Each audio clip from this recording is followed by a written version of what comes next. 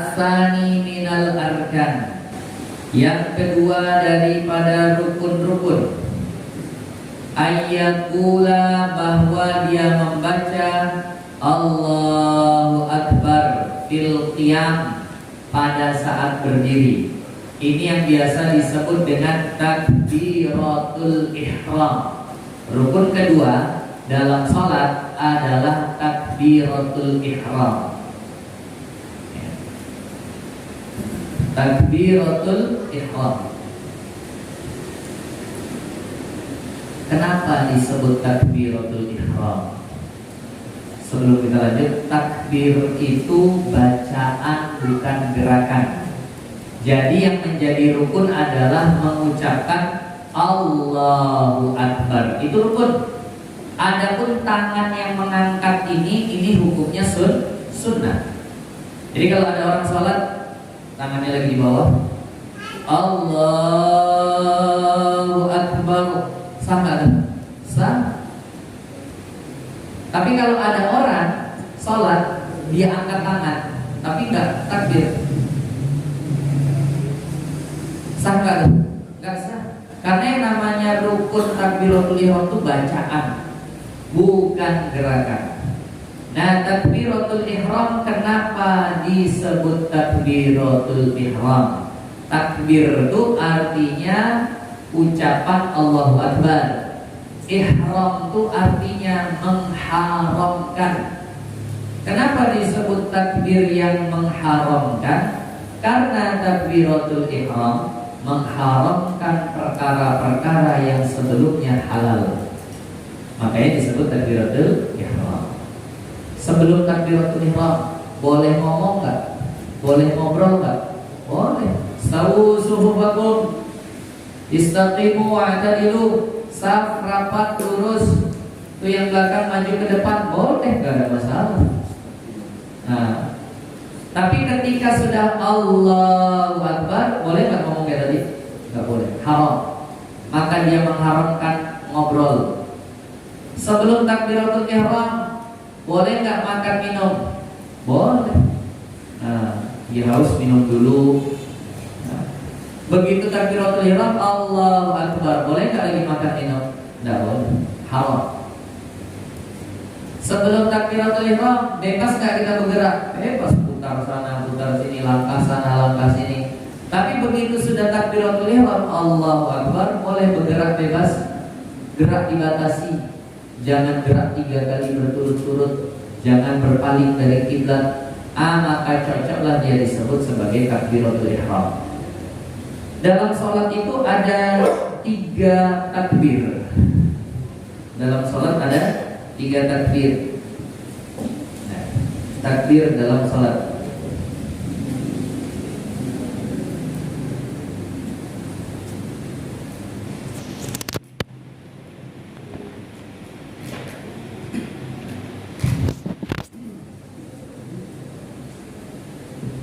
Takbir dalam sholat itu ada 3.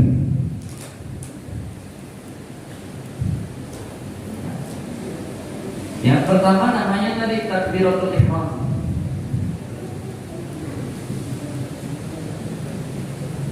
Takbiratul ihram. Yang kedua namanya takbir intiqal.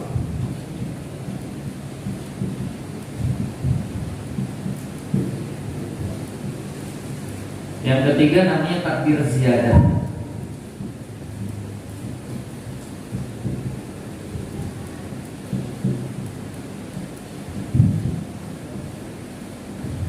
Takbiratul ihram ini apa? Takbir pembuka salat. Takbir pembuka salat. Hukumnya apa? Hukumnya rukun, atau kita bilang wajib.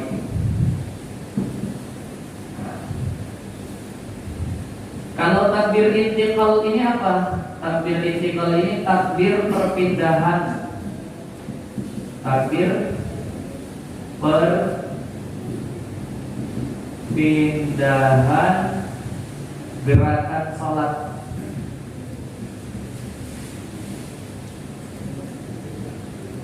Takbir perpindahan gerakan sholat dari berdiri ke ruku pakai takbir nggak tuh? Pakai ya, Allahu Akbar. Dari sujud ke duduk kan pindah tuh gerakan. Pakai takbir nggak? Pakai Allahu Akbar. Nah itu namanya takbir intikal. Hukumnya apa? Hukumnya sunnah. Artinya kalau nggak dibuat sholatnya masih sah. Nah, yang berikutnya takbir dalam sholat ini ada namanya takbir ziyadah. Takbir ziyadah, nah, takbir tambahan. Takbir tambahan dalam sholat Id atau istisqa. Takbir tambahan dalam sholat Id atau istisqa. Kita kalau sholat Id, takbir di rakaat pertama berapa kali? 7. Sama takbiratul ihram 8 kan itu. Nah itu dalam sholat namanya takbir ziyadah. Gitu juga sholat istisqa. Apa hukumnya? Hukumnya apa? Sunnah. Nah itu hukumnya sunnah. Nah ini 3 macam takbir dalam sholat. Yang wajib mana? Yang wajib cuma takbiratul ihram saja. Yang lainnya ini hukumnya sunnah.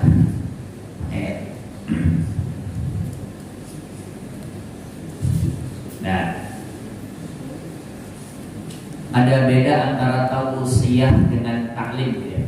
Kalau tausiyah ya denger aja. Tapi kalau taklim memang kayak sekolah, catet, gak paham nanya kayak gitu lah. Ya kita belajar agama agak seriusan dikit ya. Saya kadang kalau taklim tuh pingin pakai ujian lagi loh. Bayangin ini kalau saya di sini nggak pakai ujian, lu jangan males lah datang nanti ada ujiannya. Enggak, ini enggak. Biasa kalau jamaahnya anak-anak muda. Nah jadi ini takbir dalam sholat. Jadi yang rukun itu takbiratul ihram. Ini yang kita bahas takbiratul ihram. Ayatul Allahu Akbar, bahwa dia membaca Allahu Akbar fil qiyam, di saat berdiri.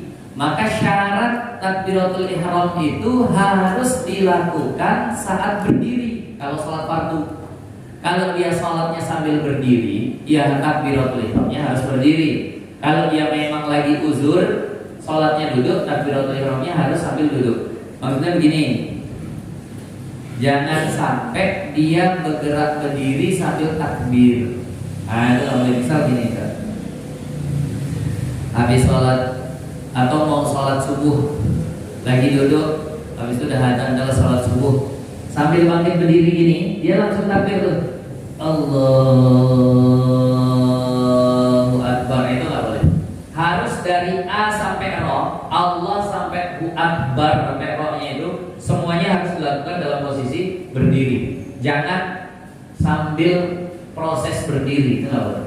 Harus memang saat sudah berdiri tegak barulah dia takbir Allahu Akbar. Au badalahu. Nah, 5 sahha min amrihi sallallahu alaihi wasallam al-musi'a salatihi. Atau kalau dia nggak pandai mengucap Allahu Akbar, ya ini keterlaluan lah, kebangetan. Kalau bilang Allahu Akbar aja nggak pandai. Seandainya ada orang yang betul-betul entah bagaimana lah, nggak bisa bilang Allahu Akbar, nggak bisa. Tapi dia mau sholat, baru masuk Islam. Coba bilang Allahu Akbar, nggak pandai. Allahu Akbar nggak bisa.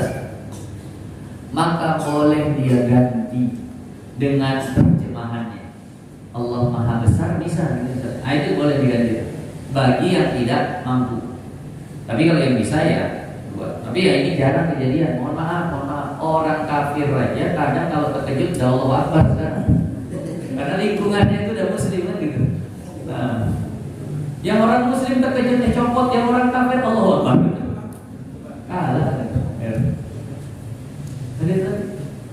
Saya pernah dulu punya guru SD orang kafir, orang Nasrani, orang Kristen. Tapi karena lingkungannya itu muslim semua. Nah, jadi waktu terkejut ada kawan yang datang, pulang begini, astagfirullah.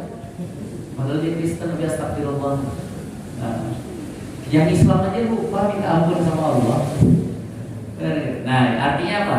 Enggak kita jumpai lah kasus orang yang enggak bisa bilang Allahu Akbar, itu jarang kasus. Tapi dibahas sama ulama sana kita bisa.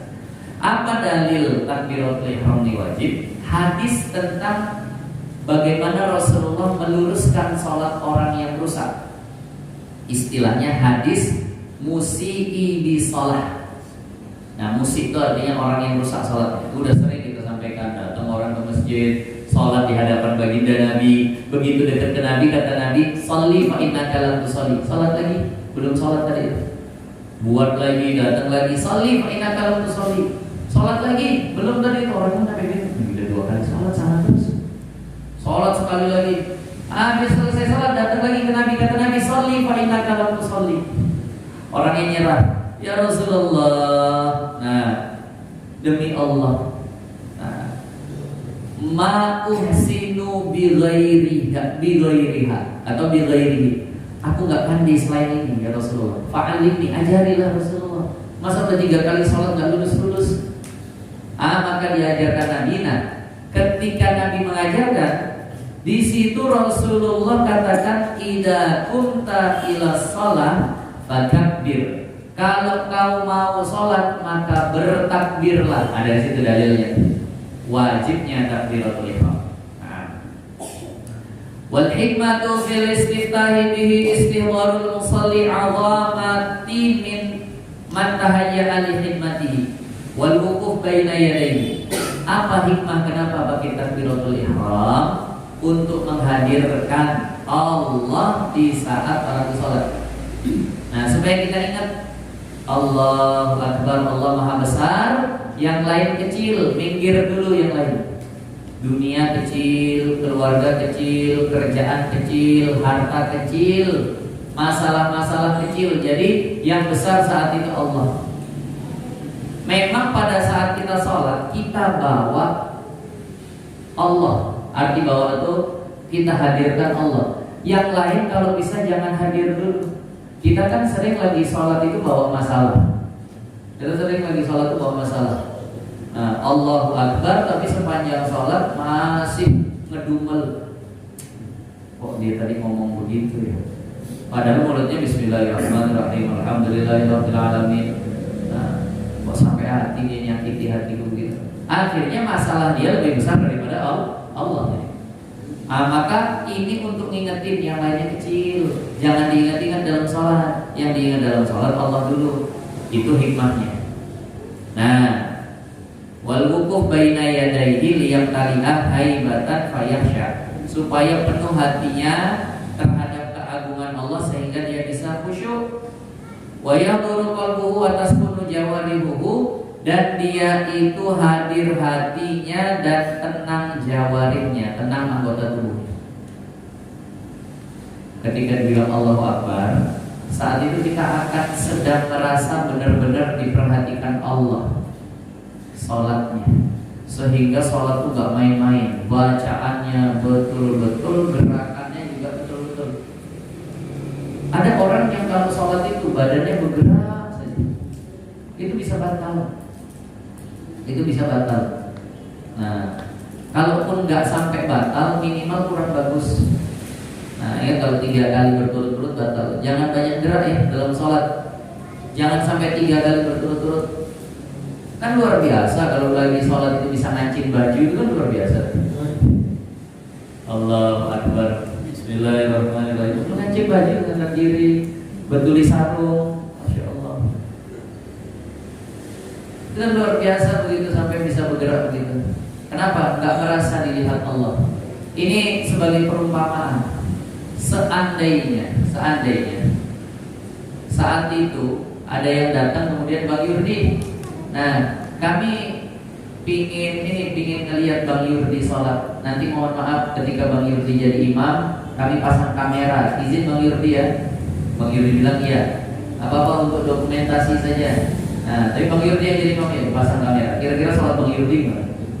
Wah, nggak ada cacatnya. Gerak sedikit pun nggak.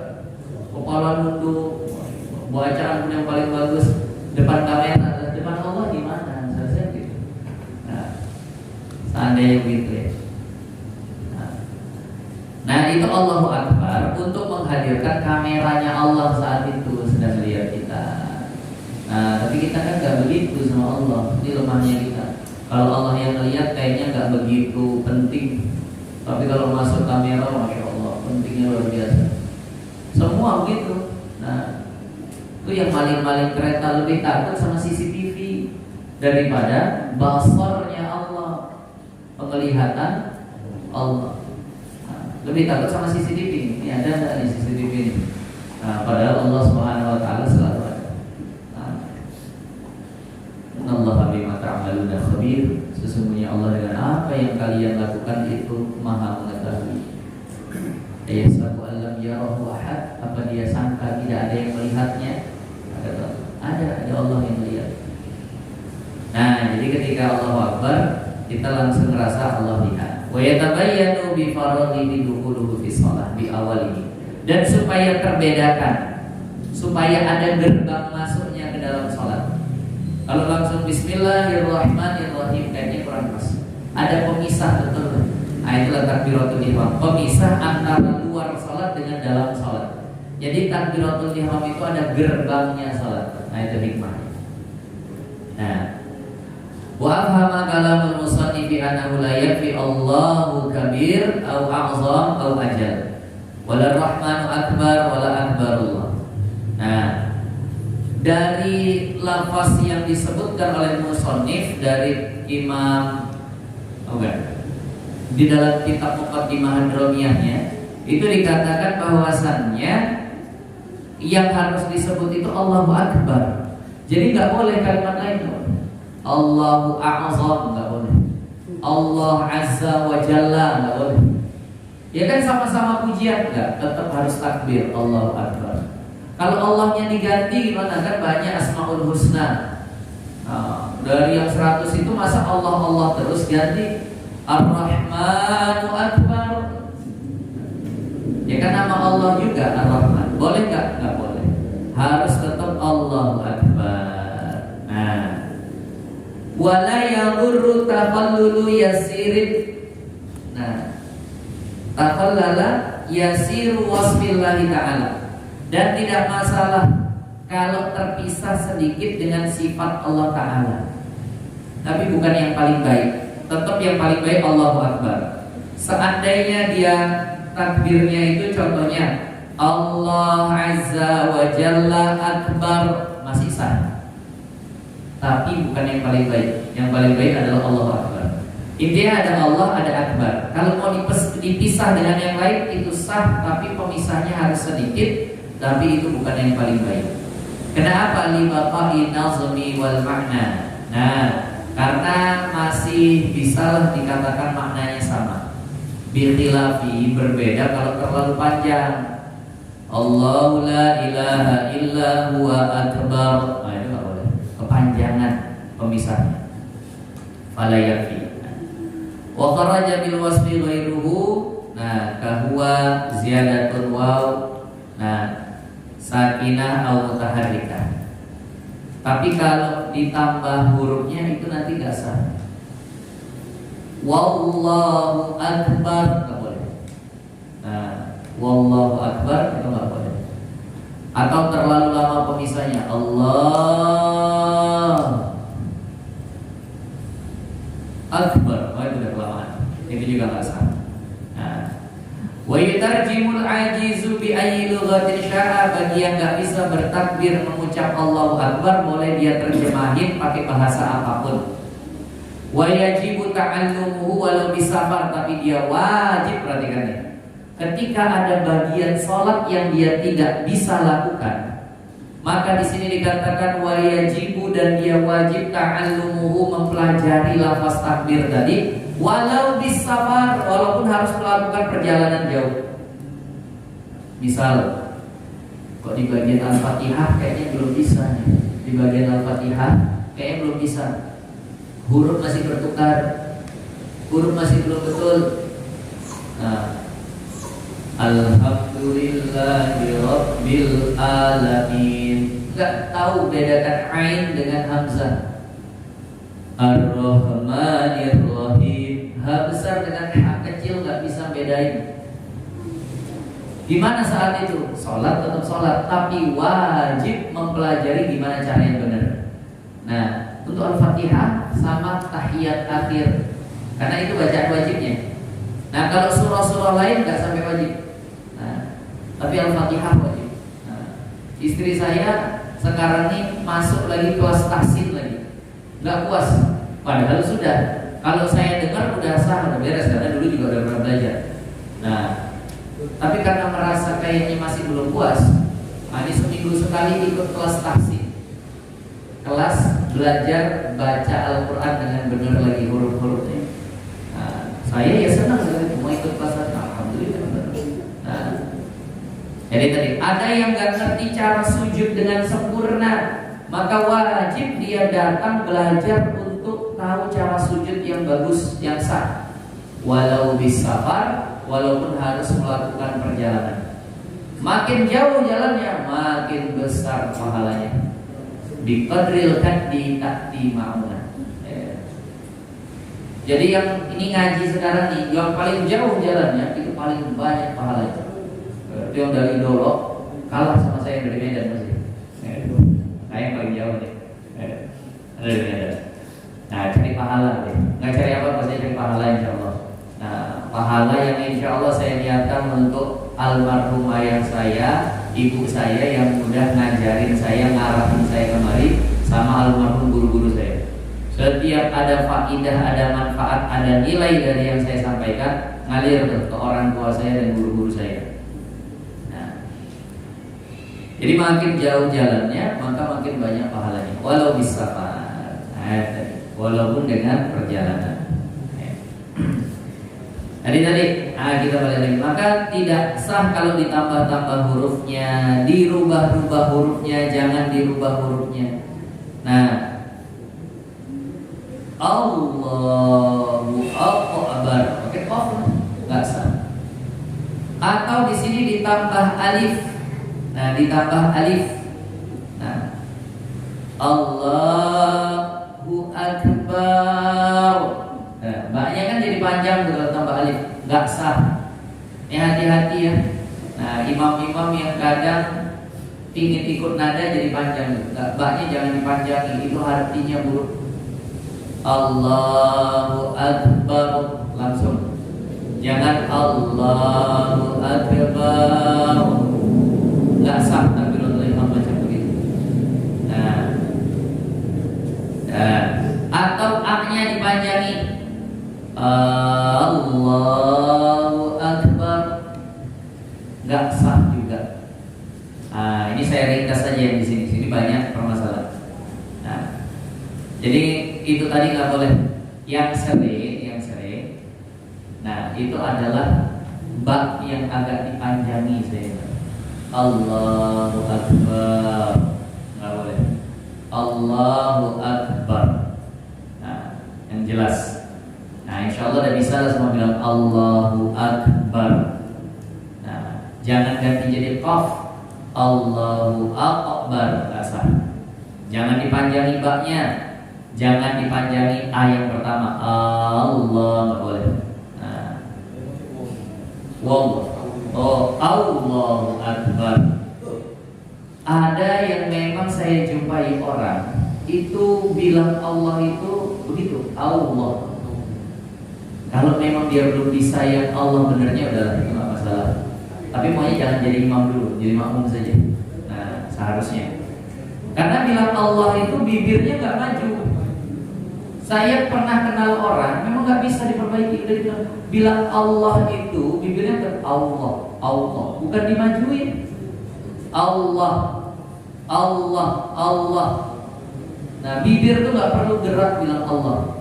Modalnya hanya lisan saja. Nah, Allah. Nah, udah dimudahin betul. Itu bacaan-bacaan penting di dalam agama kita, itu dimudahin betul. Apa yang penting? La ilaha illallah. Dimudahin, itu cukup lidah saja yang bergerak udah bisa. Nggak sampai ke kerongkongan, bibir pun nggak malah pakai bergerak. La ilaha illallah, nggak bisa. Jadi orang sakaratul maut yang payah udah sampai ke kerongkongan, payah gerakin bibir, asal lidahnya masih bisa bergerak, dia bisa bilang la ilaha illallah. Surah apa yang paling sering dibaca? Surah Al-Fatihah. Lihat, nggak ada ikhfa, nggak ada idgham, nggak ada gunnah. Itu surah Al-Fatihah. Ada ikhfanya? Nggak ada. Ada idgham, gunnahnya, dengung-dengung, nggak ada. Dari Bismillahirrahmanirrahim, Alhamdulillah, itu nggak ada yang ditahan-tahan. Nggak ada ikhlas. Kan ikhlas itu termasuk yang paling payah gitu. Nah, manja bingung orang. Al-Fatihah dimudahin. Nah, jadi jangan dipayah-payahin pakai monyong-monyongin mulut. Allah payah. Allah. Nah, kalau ada yang pakai wow begitu, itu jadi makmum dulu, jangan jadi imam. Sah nggak sholatnya? Sah, kalau memang dia masih itu mampunya. Nah, ada yang pakai lagi Allah, lebih parah betul. Kebiasaan anak ya, yang pakai Allah.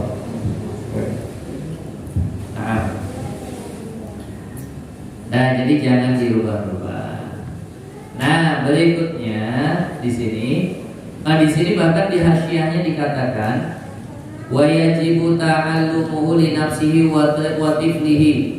Wajib dia mempelajari cara mengucapkan takbir Allahu Akbar, dan wajib dia ajarkan kepada anaknya. Wajib tuh anaknya diajari Allahu Akbar. Nah, coba bilang. Nah, siapa? Allah. Tuhannya siapa? Allah. Sering-sering didengarin Allahu Akbar. Anak wajib diajari takbir.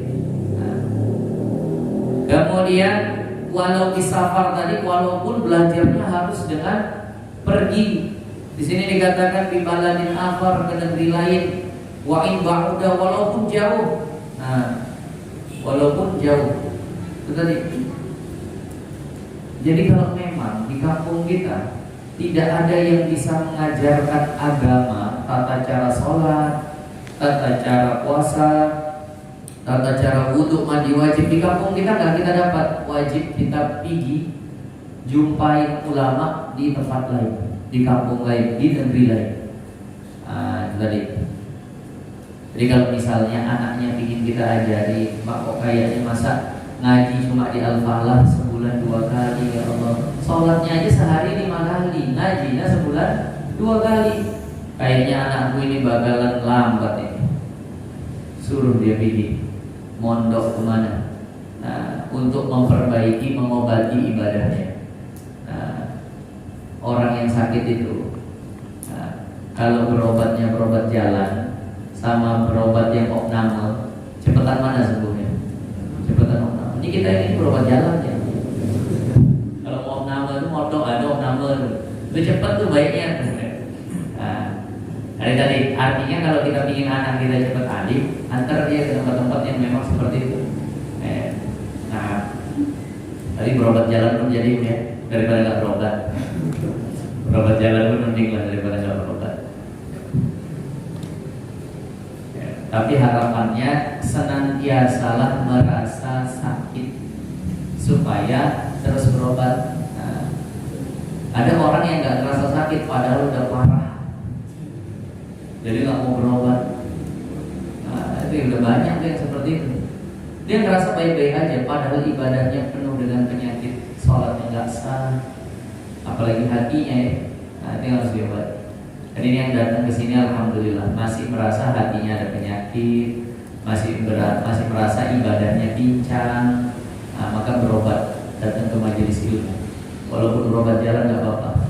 Nah, ke BPJS lagi, masalah.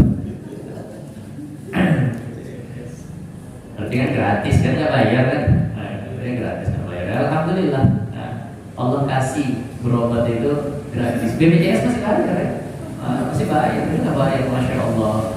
Allah buka rumah sakit hati ini gampang betul, lebih kis. Kayaknya nggak bayar kis ya. Tapi Indonesia sehat. Allah. Nah, kemudian kita lanjut baca di matanya. Wa yushtaratu isma'u nafsihi takbira. Nah, dan disyaratkan bahwasanya dia memperdengarkan kepada dirinya akan takbirnya. Ini selalu sering saya ingatkan. Semua bacaan di dalam sholat baru dinilai terbaca, baru dinilai terlaksana kalau keluar suara minimal terdengar oleh telinganya sendiri. Kalau cuma qomat kamit, apalagi dalam hati, qomat kamit gak keluar suara atau dalam hati, maka tidak dianggap, maka tidak terlaksana. Sehingga kalau ada orang mulai sholat takbiratul ihram bacaan kan, dia takbir gitu, mulutnya buka cuma gak ada suaranya, gak sah, tidak sah yang seperti itu. Minimalnya, ini saya misal pakai mic ya, minimalnya gitu, kan kedengeran deh. Itu karena pakai mic. Kalau nggak pakai mic saya yang denger. Nah, jadi minimalnya terdengar sama telinganya sendiri. Jangan sampai mode getar, gitu. Mode getar, silent mode. Cuma getar aja bibirnya tapi nggak keluar suara, itu nggak boleh. Ada yang baca Fatihah begitu, banyak nggak bu? Banyak.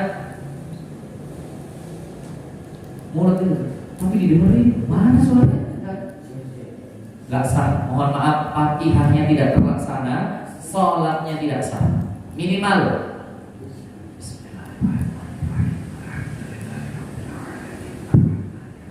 Minimal itu kedengeran sama telinga sendiri. Itu pun dengan syarat harusnya didengar telinga sendiri itu kalau tidak bisik, kalau tidak tuli. Kalau suasana lagi bisik, gak usah dipaksa, mesti kedengeran telinga sendiri. Rumah baru jadi, belum diplafon, masih sek, hujan deres. Itu kadang mau ngomong sama istri aja kayak orang berantem kan gitu. Nah, jerit-jerit nggak dengar. Lalu dia sholat, nggak ada, ya memang nggak bisa dengar lagi bisik. Udah kalau itu begini ukurannya. Seandainya nggak hujan, aku dengernya ya udah santai. Paham maksudnya ya? Ini seandainya nggak hujan dengan suara seperti ini, aku udah dengar, udah nggak usah teriak-teriak. Nah, jadi kalau seandainya memang bisik, maka nggak masalah. Nah, maka di sini di syarahannya dikatakan idza kana shahihas sam'i, kalau seandainya dia itu bagus pendengarannya, wala aridin, dan tidak ada suara luar indahu di sisinya, min lautin, seperti keributan ataupun yang lainnya. Tetangga lagi pesta, keyboardnya masya Allah, speakernya ke arah kamar kita lagi. Kita mau baca Fatihah nggak kedengeran, udah nggak masalah. Yang kira-kira kalau seandainya seandainya nggak ribut, aku denger, udah cukup. Tapi nggak boleh cuma qomat kamit tanpa keluar suara. Mohon maaf, bayangkan coba, berapa banyak orang yang masih seperti itu sholat, dan dia masih merasa nggak masalah, ngapain aja, orang udah beres kok sholat. Beres dari mana? Ya nggak tahu nih. Makanya ini pentingnya ngaji. Nah, ini pentingnya ngaji. Ustaz, kalau dulu dan itu gimana Ustaz? Ulama memberi keringanan begini.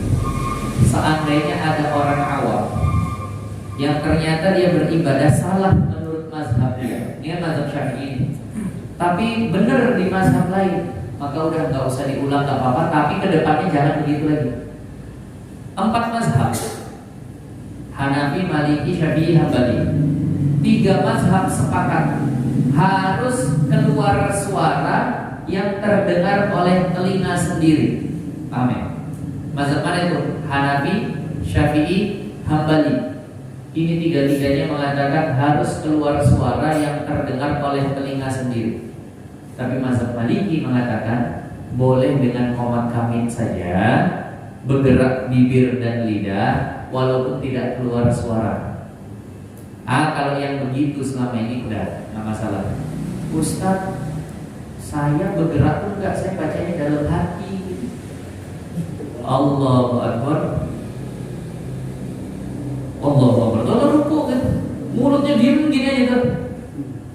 Kalau ini mau nggak mau memang nggak sah. Kenapa? Satu mazhab pun tidak ada yang membenarkan.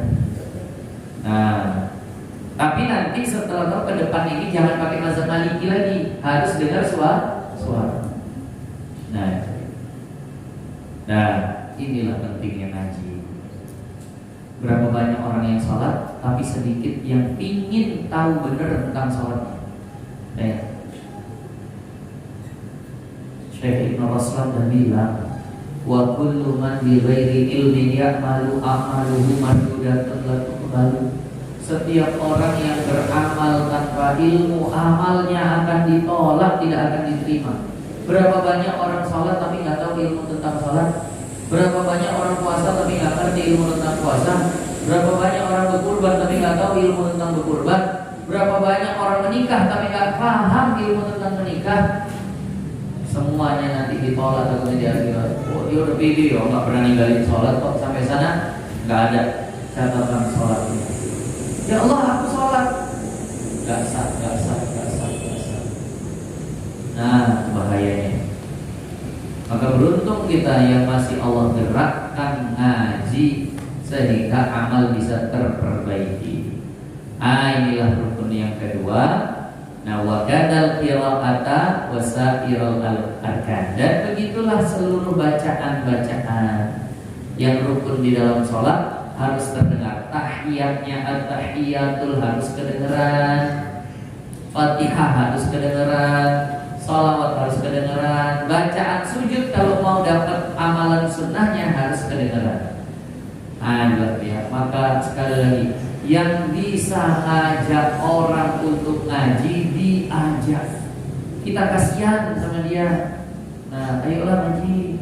Nah, kayak begini, mau dia alhamdulillah, nggak mau yang penting udah aku ingatkan. Begini, perhatikan. Dalam satu riwayat hadis, semua orang nanti di akhirat itu akan menuntut siapapun yang bisa dia tuntut. Ketika di sidang, ini salat nggak sah. Ya Allah, aku punya kakak, dia tahu sholatku bagaimana, tapi dia nggak pernah ngasih tahu aku, dia nggak pernah ngajak aku ngaji. Kenapa? Yang penting selamat dia, kan begitu. Di akhirat nengok neraka begitu ngerinya. Semua orang yang bisa dia tuntut akan dia tuntut. Maka ajak saja. Kalau kita seandainya udah ngajak kan lepas, ya Allah udah wajah. Katanya mau nonton sinetron dia, udahlah. Ya Allah udah wajah, katanya dingin. Ya Allah udah wajah, katanya ngantuk. Nah, tapi kalau kita nggak ngajak kita bisa kan?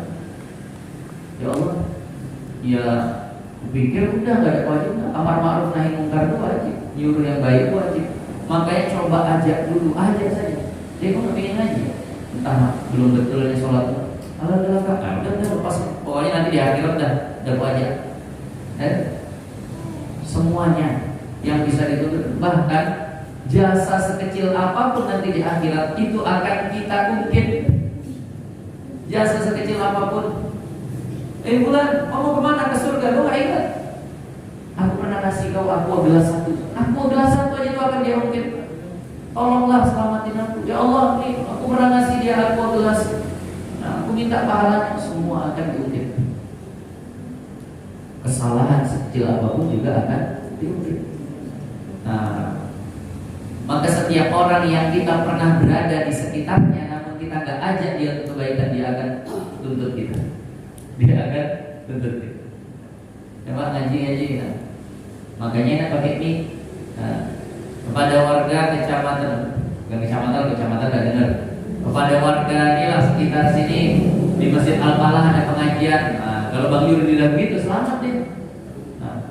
Ya Allah Yurdi nggak ngajak. Udah pakai mic ya Allah, denger itu cuma orang nggak denger mungkin. Jadi semua yang bisa dituntut akan dituntut. Maka tolong diajak. Kita bukan penting di mananya. Pertama kita kasihan sama dia, kedua kita menjalankan kewajiban kita. Setelah dia nggak mau ya, maka diajak sebanyak-banyaknya. Ini lebih lagi daripada itu. Kan tadi katanya pahala ngaji itu besar. Kalau ada orang yang ngaji karena kita yang ngajak, pahala dia itu kita dapat juga. Kita dapat sendiri, kita ajak 3 orang ini pahalanya juga ngalir ke kita. Man dalla ala khair, barang siapa menunjukkan, mengarahkan orang kepada kebaikan, falahu mislu ajri fa'ilihi, maka dia mendapatkan pahala seperti orang yang mengerjakannya. Dia ngaji, ayo bang, dapat 2 pahalanya. Pahala kita sama pahala dia. Pahala dia berkurang? Enggak, sedikit pun enggak berkurang. Tapi kita dapat pahala seperti dia. Dia ngajak lagi, alhamdulillah. Gitu.